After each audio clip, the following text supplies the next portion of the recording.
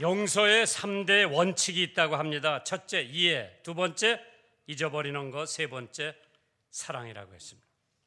인간 사회나 법률에서 용서가 없다면 얼마나 증오가 많은 세상에서 우리들이 살고 있나. 용서할 수 있는 사람은 훌륭한 사람입니다. 깨끗이 잊어버릴 수 있는 사람은 더 훌륭한 사람이라고 했습니다. 용서할 수 없는 원수를 사랑하는 사람은 더욱 더 훌륭한 사람이라고 했습니다. 우리 입술에서 나오는 말 중에서 가장 아름다운 말이 용서라고 하는 말이라고 합니다. 영어로 forgive. 웹스터 딕셔너리에 보면은 주장을 포기하는 것이라고 했습니다. To give up claims. 기도하고 일어설 때 아직 용서하지 못한 상대가 있다면 그 기도는 무효라고 했습니다. 용서하지 못한 대화의 채널이 막히는 법입니다. 사교적이고 성공적인 인간이 되려면 용서할 줄 아는 사람이 되시기를 주님의 이름으로 축원합니다. 어떤 남편은 자기 아내를 용서 못하는 사람입니다. 그건 그렇게 많지 않아요. 아내가 용서 못하는 남편들이 더 많은 것 같아요. 용서의 대가라고 할 수 있는 요셉은 형들에게 팔려 많은 고생을 한 끝에 애굽 나라의 총리 대신이 됐습니다. 그러던 중 가뭄으로 인해서 그를 팔았던 10명의 형제들이 애굽으로 곡식을 사러 옵니다. 그런데 자기 동생은 다 죽은 줄 알았는데 애굽의 총리 대신이 된 것은 생각도 못했고 꿈에도 몰랐습니다. 그런데 요셉이 딱 10명의 자기 형들이 오는 걸 보고 깜짝 놀란 거예요. 그러나 이 사람은 벌써 애굽어도 아주 융통하기 때문에 통역을 데려다가 이 사람들 뭐 하는 사람들이냐, 스파인가 보다, 다 옥에다 갖다 집어넣어놨어. 그때 형제들이 옥 아래서 뭐라고 얘기했겠어요? 야, 우리 동생 팔은 대가를 우리가 지금 치르고 있구나. 사람은 심는 대로 걷는다고 했습니다. 그걸 다 알아들은 요셉은 자기 방에 가서 울기 시작합니다. 형들이 자기를 나쁜 짓으로 팔았는데 자기가 애굽의 총리 대신이 돼가지고 이제 가족을 먹여 살릴 수 있는 위치에 놓여 있는 요셉이 형들을 보면서 측은한 감에 울었다고 했습니다. 그래서 다 곡식을 다 주었어요. 넉넉하게 줬어요. 그런데 그 중에 한 사람을 잡아놨어. 그 사람이 시므온이라고 하는 형을 갖다 잡아놨어. 왜? 저 사람들이 진짠가 가짠가 저 사람들한테 알리기 위해서. 자기는 다 알죠, 자기 형들이라고 하는 것을. 그러면서 요셉은 부하들에게 곡식을 넉넉히 주고 돈도, 자기네들 내는 돈도 자루에다 다 넣어주고 돌아가는 길에 먹을 양식도 주라고 명령을 합니다. 이에 형제들은 평안히 집으로 돌아갔습니다. 그 후에 요셉은 다시 곡식 사러 온 형들과 화해를 했고 그들을 용서해 주는 장면이 창세기에 나옵니다. 아주 소설 같아. 정말 그거로 영화를 만들면 엄청 돈을 많이 벌을 텐데, 내가 영화 만드는 사람이 아니라 참 재밌는 얘기인데, 오늘 본문에 있는 말씀을 보시면은 처참한 상태에 있는 종을 바라볼 수가 있습니다. 오늘 본문의 말씀은 베드로가 바로 형제가 내게 죄를 범하면 몇 번이나 용서해 주면 되느냐고 예수님한테 여쭤보는 대목입니다. 베드로는 큰 맘 먹고 주님 7번 정도 용서해 주면 되겠습니까? 자신 있게 말을 했습니다. 예수님이 뭐라고 말씀했습니까? 아니다. 70번에 7번이라도 용서를 해줘야 된다. 무제한으로 용서해 주라고 하는 77이 49, 490번이에요. 오늘 여기 자기가 가장 미워하는 사람 490번 용서해 준 사람 손 한번 들어보라 그러면 한 사람도 없을 거예요. 우리 한국 사람들은 3-4번이라고 하는 게 늘 몸에다 써. 한 3번 정도 용서해 주면 잘하는 거예요. 서양 사람들은 나더러 이것 좀 먹으라고 그럴 때 사양하느라고 내가 안 먹으면 그 사람들은 더 권유를 안 해요. 우리는 3번 정도 권유해요. 드시라고. 한번 드셔보시라고. 한번 드시라고.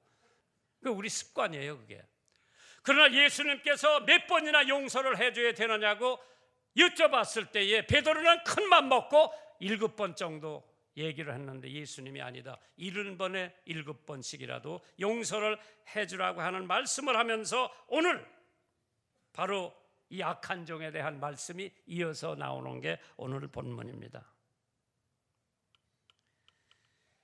무제한의 용서를 의미하고 있습니다. 또한 사랑의 교훈을 내포되어 있는 그 용서입니다. 바리새인인 시몬이 예수를 만찬에 초대를 할 때가 있었습니다.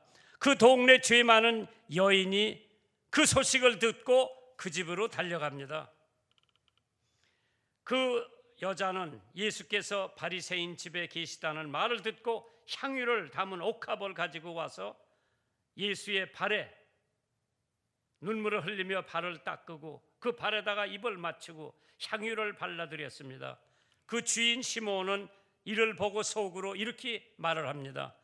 만약에 예수라고 하는 사람이 참 예언자라면, 참된 선지자라면 이 여자가 어떠한 죄인인지 그것까지 알 텐데 어떻게 자기 발 닦고 거기다 입 맞추고 있는 것에 대해서 가만히 있나 생각을 하고 있었을 때에 예수님께서 시몬에게 이렇게 얘기를 하십니다. 시몬아, 네게 할 말이 있다.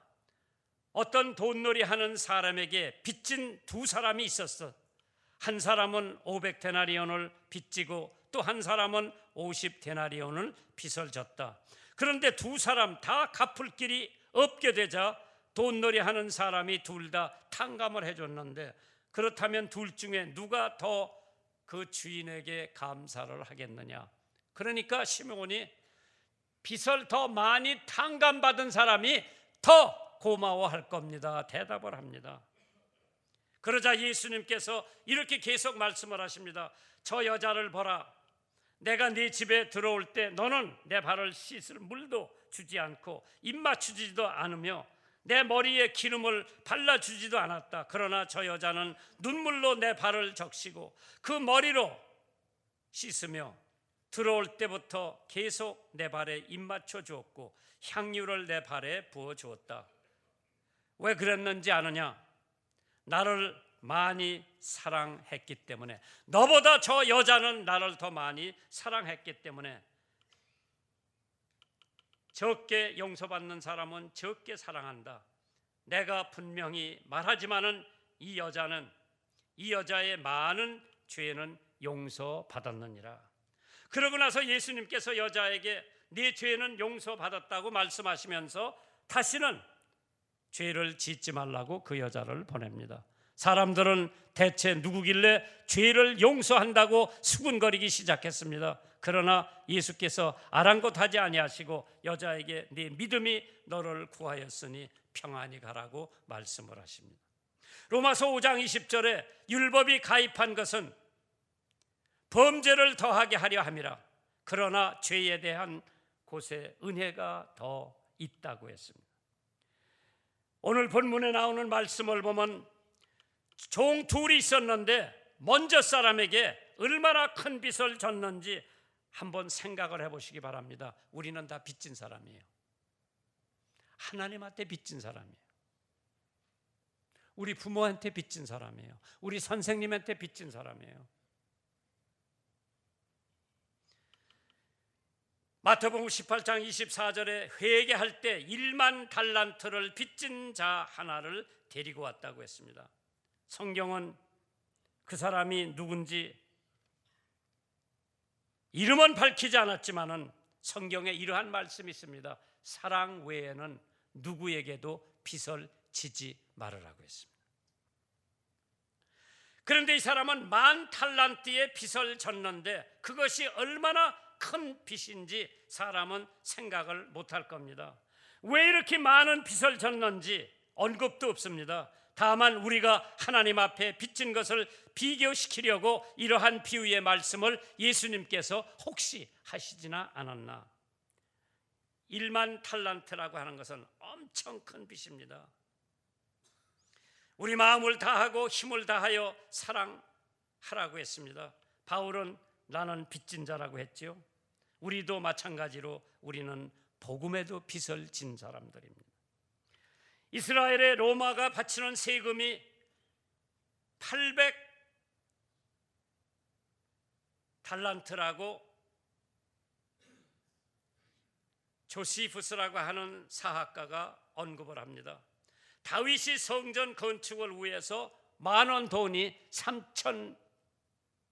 3000달란트라고 했습니다.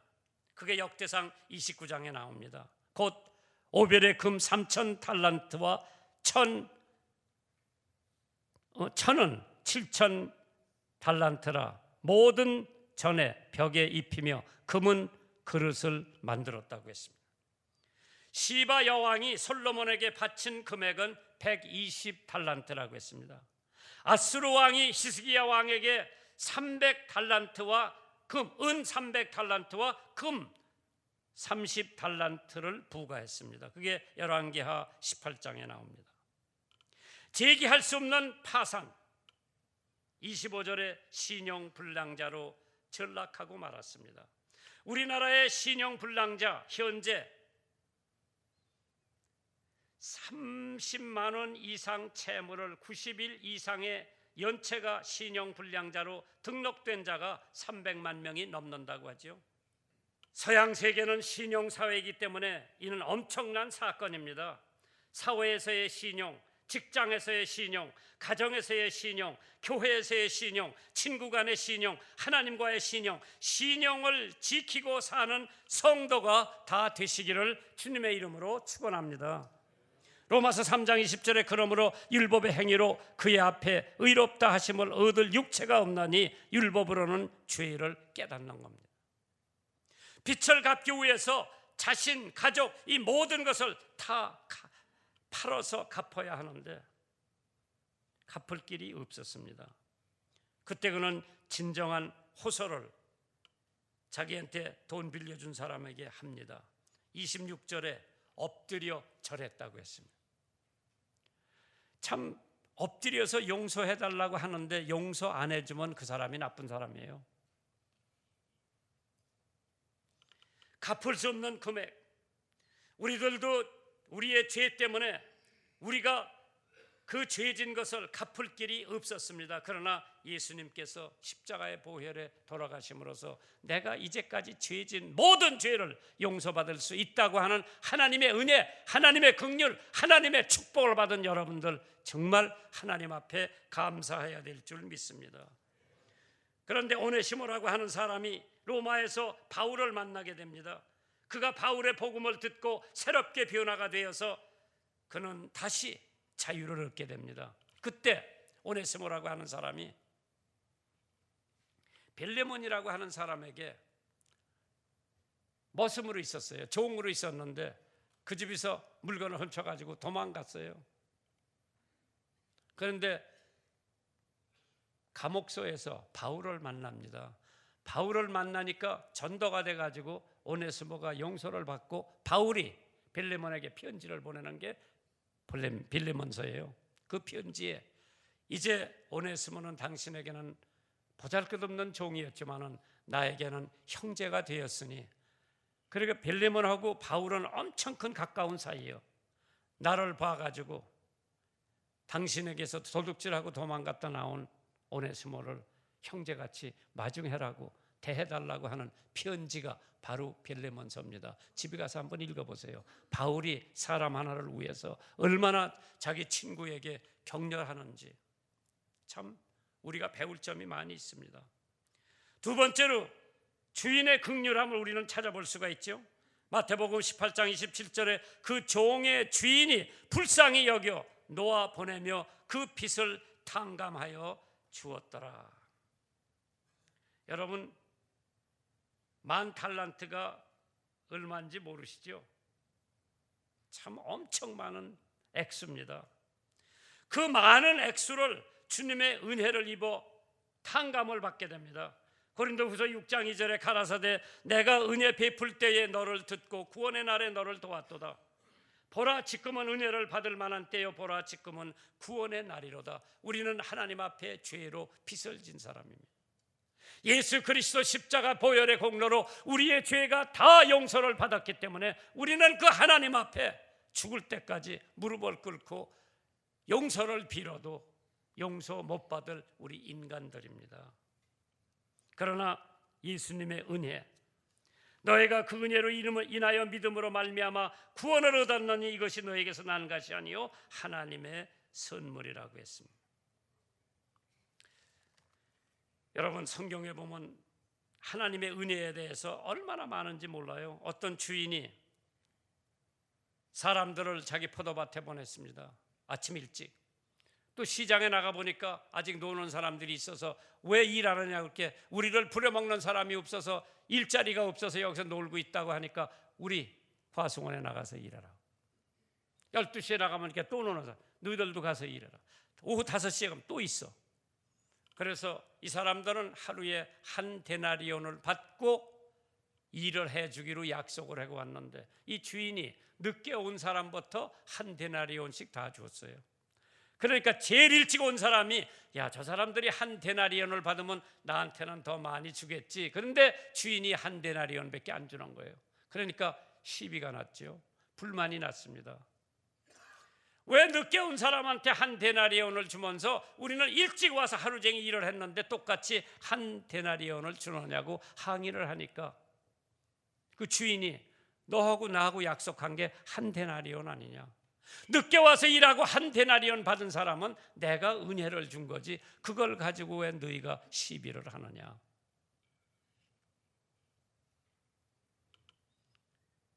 참 하나님께서 나중된 자가 먼저 된다고 하는 말씀이 여기 있는 것 같죠? 한번 들어보세요. 우리가 한번 생각해 봤을 때에, 10,000달란트라고 하는 것은 약 6천만 데나리온이 된다고 합니다. 그때 한 데나리온이 하루에 일당입니다. 근데 10,000달란트라고 하는 것은 6천만 데나리온이래요. 60만 분의 1 해당되는 빚을 용서하지 못하는 악한 종이 우리들 주변에도 있지 않은가. 아까 읽은 성경에는 동관이라고 했고, 제가 보는 성경에는 동료라고 나왔습니다. 자기 친구가, 동료가 자기한테 빚 조금 진 거는 용서 못 해주는 그 악한 종에 대해서 다른 사람들이 와서 일러 바칩니다. 주인한테. 주인이 그 얘기를 들으면서 정의감에 불타지요. 나쁜 종이라구나. 자기는 10,000달란트를 탕감받았는데 자기한테 그 조그만 액수, 그거를 갚지 못한다고 갑옥소에다 갖다 집어넣고 매를 때리고 그러는 걸 봤을 때에 다시 그 종을 불러서 갚으라고 하니까 못 갚으죠. 사람은 심는 대로 걷는다고 했습니다. 이 두 번째 동료는 충분히 갚을 수 있는데, 기회만 주면 빚을 얼마 안 졌기 때문에 갚을 수 있는데 시간도 안 주고 안 갚는다고 감옥소에 넣고 매를 때리고.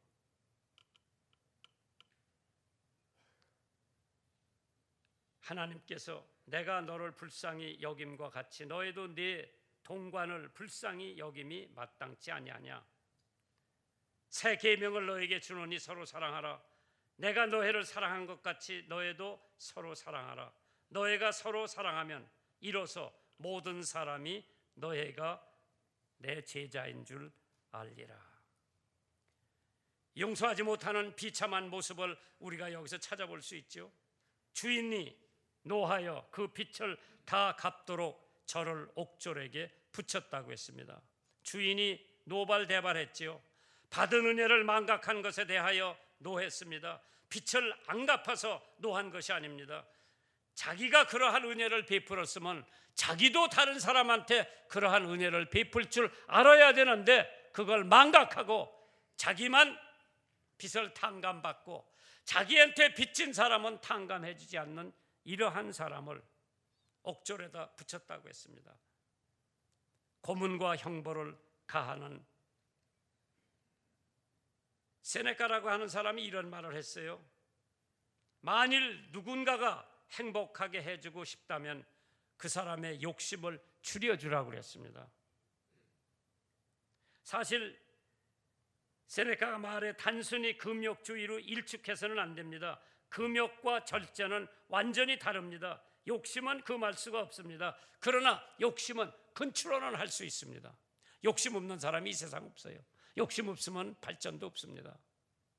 공부 잘하려고 하는 욕심, 돈 많이 벌려고 하는 욕심, 예수 잘 믿으려고 하는 욕심, 기도 열심히 하는 욕심, 찬양대 열심히 하는 욕심, 이러한 욕심은 있어야 되죠. 그걸 갖다가 거룩한 욕심이라고 그러죠. 그러나 그 욕심이 과하게 되면은 이거 컨트롤이 안 됩니다. 절제라고 하는 것은 욕심을 컨트롤할 수 있는 가장 중요한 요소입니다. 그래서 절제라고 하는 절제라는 욕심을 컨트롤하는 것을 말하고, 먹는 것에 대하여 욕심이든 성적에 대한 욕심이든 욕심대로 사느냐 욕심을 컨트롤하느냐 따라서 동물과 인간의 차이가 있답니다. 동물은 욕심 컨트롤 못합니다. 그러나 사람은 절제를 할 줄 알기 때문에 욕심을 컨트롤할 수 있기 때문에 그게 뭐냐? 그게 절제예요. 잠언 15장에 가산이 적어도 여호와를 경외하는 것이 크게 부하고 번뇌하는 것보다 나으니라. 여간 채소를 먹으며 서로 사랑하는 것이 살찐 소를 먹으며 서로 미워하는 것보다 낫다고 했습니다. 탐심이 초래하는 부작용 중에 가장 큰 것은 감사의 마음을 마비시키는 것이라고 했습니다. 탐심과 감사는 반비례 관계를 갖고 있다고 했습니다. 탐심이 많아지면 감사의 마음이 적어지고, 탐심이 적어질수록 감사하는 마음이 많아진다고 했습니다. 탐심을 전혀 없앨 수는 없지만은 이 양자의 균형을 잘 맞추는 것이 덕망 있는 크리스찬의 삶이라고 했습니다. 욕심 없앨 수는 없습니다. 그러나 절제라고 하는 것으로 그 욕심을 컨트롤은 할 수 있는 줄 믿으시기를 주님의 이름으로 축원합니다.